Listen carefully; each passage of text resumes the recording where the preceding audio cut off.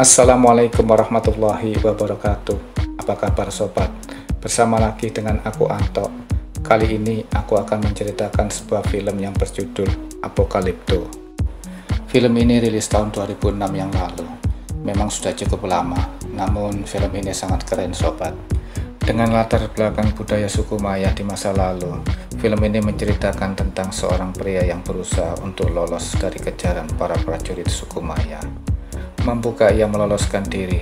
Kita ikuti langsung saja ke alur ceritanya. Semonggo. Di sebuah hutan yang bernama Batu Langit, nampak beberapa orang pria sedang berburu seekor tapir.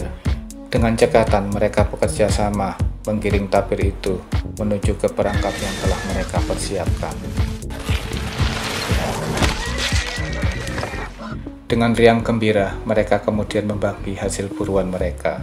Tokoh utama dalam cerita ini, Si Pao, memberikan biji kemaluan tapir itu kepada Si Blun. Si Pao mengatakan bahwa biji kemaluan tapir itu adalah obat bagi Si Blun agar cepat mempunyai keturunan. Si Blun yang memang belum mempunyai anak itu pun terpaksa menerimanya dan langsung memakannya.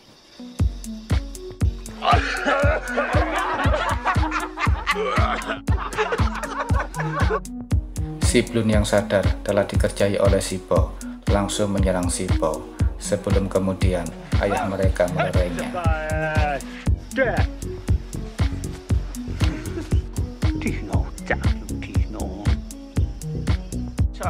Akhirnya mereka pun kembali berdamai. Tiba-tiba Si Pao merasakan sesuatu di balik dedaunan. Ternyata mereka adalah warga dari suku lain yang hendak menumpang lewat sampai membarter hasil tangkapan mereka. Orang-orang itu mengungsi mencari tempat baru karena tempat tinggal mereka telah diserang oleh prajurit-prajurit suku Maya.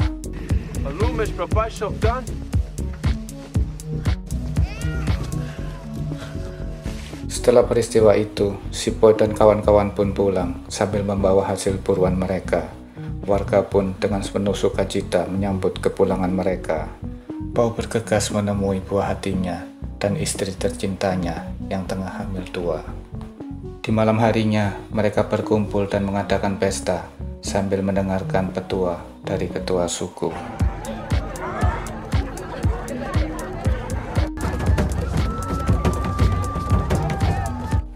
Dan di pagi harinya, saat semua masih tertidur lelap, Pao terjaga dari tidurnya karena sebuah mimpi buruk.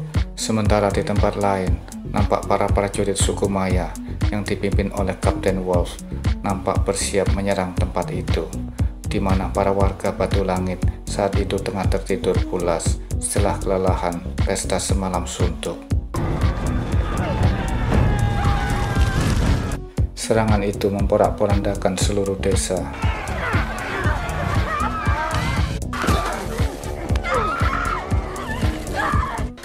Di tengah kekacauan itu, terlihat Si Pao sedang menyembunyikan anak dan istrinya ke dalam sebuah lubang. Setelah merasa bahwa anak dan istrinya telah aman, Si Pao kemudian pergi untuk membantu saudara-saudaranya. Ia langsung menyerang seseorang yang sedang menghajar ayahnya. Ia menghajar orang yang bernama Middle itu. Melihat itu, Kapten Wolf kemudian membekuk Pao dari belakang untuk menyelamatkan nyawa si Middle. Middle yang baru saja lolos dari maut itu berniat hendak menghabisi Pao, namun Kapten Wolf melarangnya. Ia kemudian melampiaskan kemarahannya itu dengan membunuh orang tua Pao. Serangan di pagi buta itu membuat warga Batu Langit banyak kehilangan nyawa, sementara yang masih selamat dijadikan sebagai tawanan. Mereka hanya menyisahkan anak-anak yang meratapi kepergian orang tuanya. Sementara itu, kekejaman si Middle semakin menjadi-jadi. Ketika melewati sebuah tebing, salah satu dari tawanan itu terpeleset. Pao dan rekan-rekannya berusaha sekuat tenaga untuk menolongnya.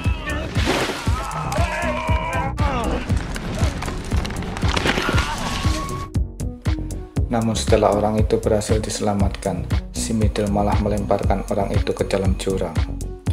Melihat itu, Kapten Wolf sangat marah. Ia mengancam si Middle, jika melepaskan tawanannya lagi, ia akan membunuhnya. Mereka pun melanjutkan perjalanannya. Dan setelah beberapa hari, tibalah mereka di sebuah desa yang tengah dilanda wabah cacar.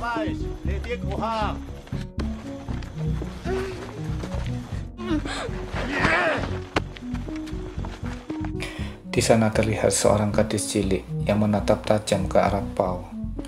Gadis cilik itu mengatakan sesuatu. Ia melihat seorang pria yang datang sambil membawa jaguar yang akan membinasakan mereka semua. Dan pria itu ada di antara kalian. Kanan tabaesh tu ocheni Namun pasukan itu tak menghiraukannya. Tak lama kemudian tibalah mereka di daerah suku Maya. Terlihat para budak bekerja dengan sangat keras. Keadaan mereka sangat menyedihkan. Mereka terus berjalan melewati ladang jagung yang kering kerontang. Pasukan itu terus membawa mereka ke pusat kota. Di sana mereka kemudian dipisahkan. Si pria dicat dengan warna biru, sedangkan yang wanita akan diperdagangkan sebagai budak.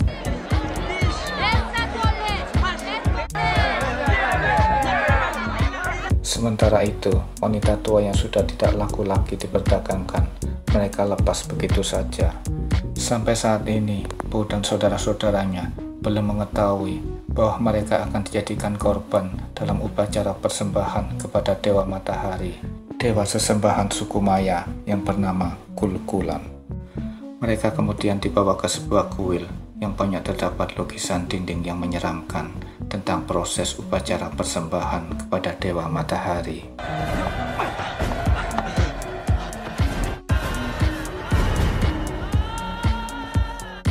Tetua suku kemudian mengumumkan bahwa upacara persembahan korban kepada Dewa Matahari akan segera dilakukan. Mereka berharap Dewa akan segera menurunkan hujan dan menghilangkan wabah penyakit yang saat ini tengah melanda negeri mereka.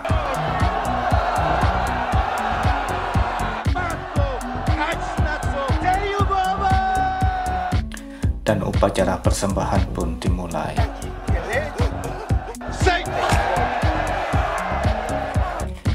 Upacara persembahan seperti ini sudah sering kali mereka lakukan, dan yang mereka korbankan adalah orang-orang dari suku pedalaman yang mereka tangkap. Satu persatu mereka dieksekusi Sang Algojo. Sementara itu Po hanya mampu memendam kemarahannya di dalam hati. Sudah 2 orang saudaranya menjadi korban. Ia kemudian teringat akan wajah istrinya yang sedang menunggu kedatangannya di dalam lubang.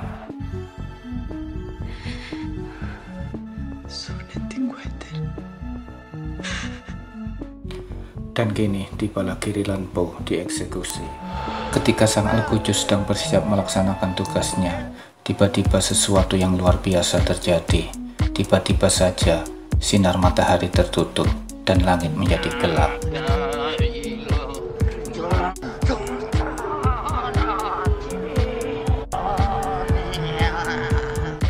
Terlihat mereka begitu bergembira. Mereka menganggap bahwa dewa telah menerima persembahan mereka dan akan segera mengabulkan permohonan mereka. Mereka belum mengetahui bahwa itu adalah gerhana matahari total, sebuah fenomena alam yang kebetulan terjadi di wilayah itu. Setelah merasa bahwa dewa telah menerima korban persembahan mereka, mereka pun menghentikan upacara pengorbanan itu. Dan selamatlah Pau dari kematian yang mengerikan itu. Namun maut masih mengancam Pau dan saudara-saudaranya itu. Mereka kemudian digiring menuju ke sebuah tanah lapang. Ternyata mereka dijadikan objek latihan ketangkasan Kapten Wolf dan anak buahnya. Mereka bebas untuk berlari menuju ke dalam hutan di seberang tanah lapang itu. Namun mereka harus dapat menghindari serangan dari senjata Kapten Wolf dan anak buahnya. Mereka juga harus dapat melewati seorang penjaga yang berjaga di ujung tanah lapang itu.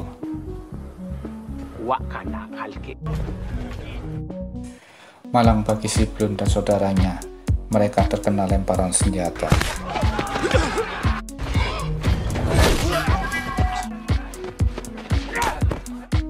Giliran Pau dilepaskan, ia berlari siksak untuk membingungkan lawannya.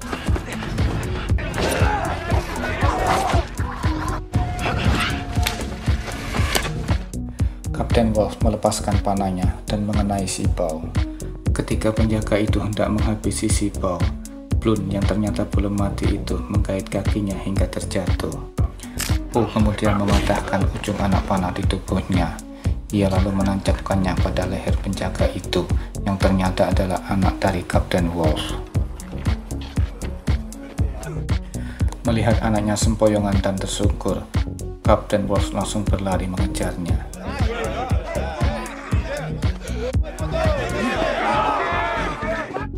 Sementara itu Po berlari masuk ke dalam hutan.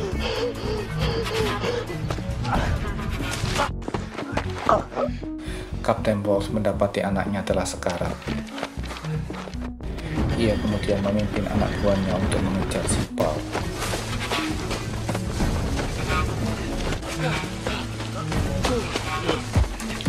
Po kemudian naik ke atas pohon untuk bersembunyi. Tak lama kemudian, Wolf dan anak buahnya melewati tempat itu tanpa menyadari bahwa orang yang mereka kejar ada di atas mereka. Namun darah menetes dari luka Bao yang tepat mengenai punggung salah seorang dari mereka. Po merasa lega telah berhasil mengelabui mereka, namun bahaya lain mendekat. Ternyata tempat itu adalah sarang dari seekor jaguar. Po pun berlari adu cepat dengan sang jaguar. Di tempat lain, para pengejarnya akhirnya sadar bahwa Po berada di atas pohon di belakang mereka. Sesaat kemudian, mereka melihat Po sedang berlari di samping mereka. Mereka pun langsung mengejarnya. Tanpa sengaja, mereka kemudian menjadi mangsa jaguar yang sedang mengejar si Bao.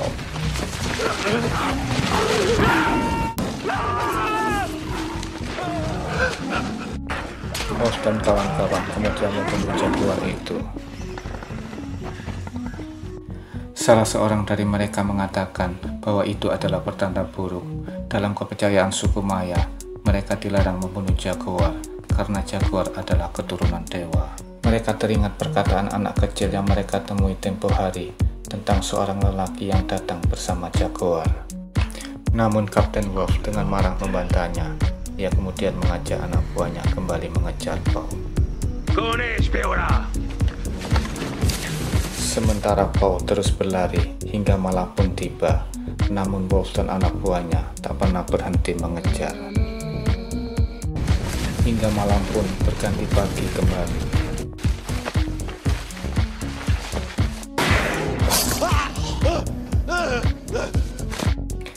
Maut yang merenggut anak buahnya satu persatu pun tak menyurutkan niat Wolf untuk tetap mengejar Bao yang telah membunuh anaknya. Sementara itu Po terus berlari hingga sampai di sebuah air terjun yang menjadi batas wilayah hutan Batu Langit. Tanpa ragu-ragu, Po langsung meloncat ke dalam air terjun itu.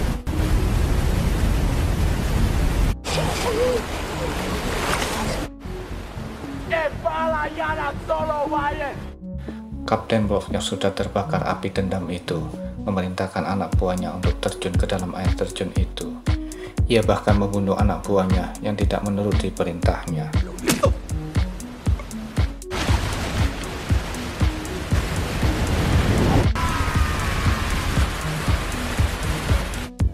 Dengan terpaksa, mereka kemudian melompat terjun.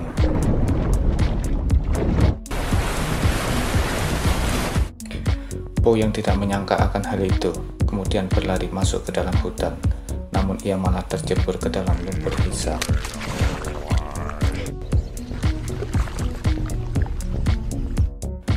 Dengan keahliannya, Po dapat keluar dari lumpur hisap itu.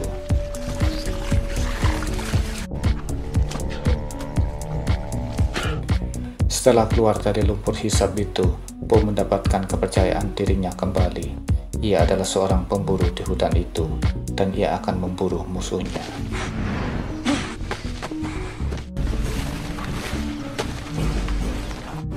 Dan ketika pasukan itu datang, Po sudah siap dengan sarang tawonnya.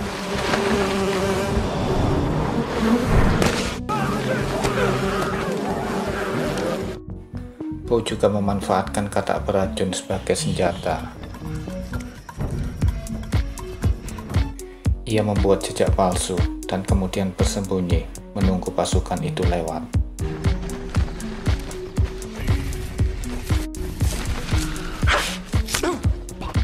Dan prajurit yang paling belakang menjadi korbannya. Mendengar rekannya terjatuh, si Middle berbalik dan hendak menolong. Ternyata Po sudah bersiap di sana untuk mengambil senjata rekannya yang tewas.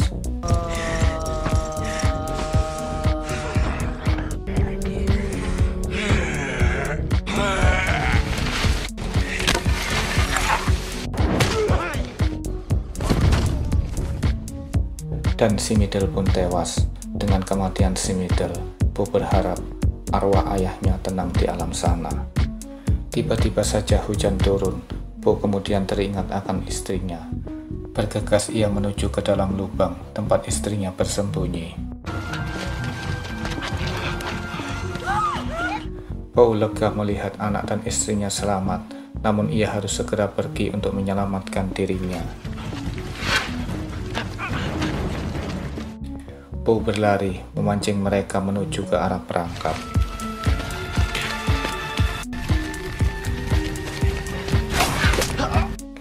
Kapten Wolf tidak menyadari bahwa ia sedang dijebak.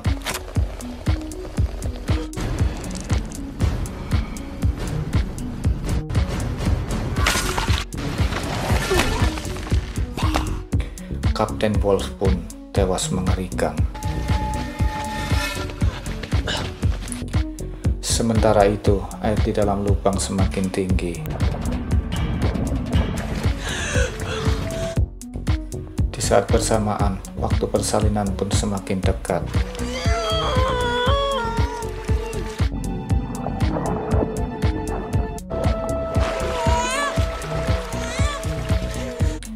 Di tempat yang lain, melihat pemimpinnya telah tewas, dua orang prajurit yang tersisa nampak tidak bersemangat lagi untuk mengejar Po. Mungkin mereka telah kapok. Dan ketika mereka menemukan Po yang kelelahan di tepi pantai, mereka hanya diam saja. Tiga orang itu tertegun melihat sebuah kapal besar yang berada di tengah laut dan beberapa sekoci yang menghampiri mereka. Dua orang prajurit itu menghampiri mereka, dan kesempatan itu dipergunakan oleh Po kembali ke dalam lubang.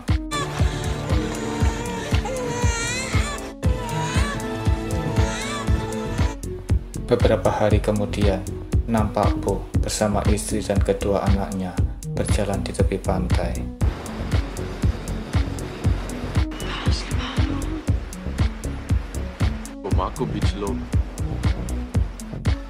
Dan mereka pun kembali masuk ke dalam hutan untuk mencari kehidupan yang lebih baik, dan cerita pun berakhir.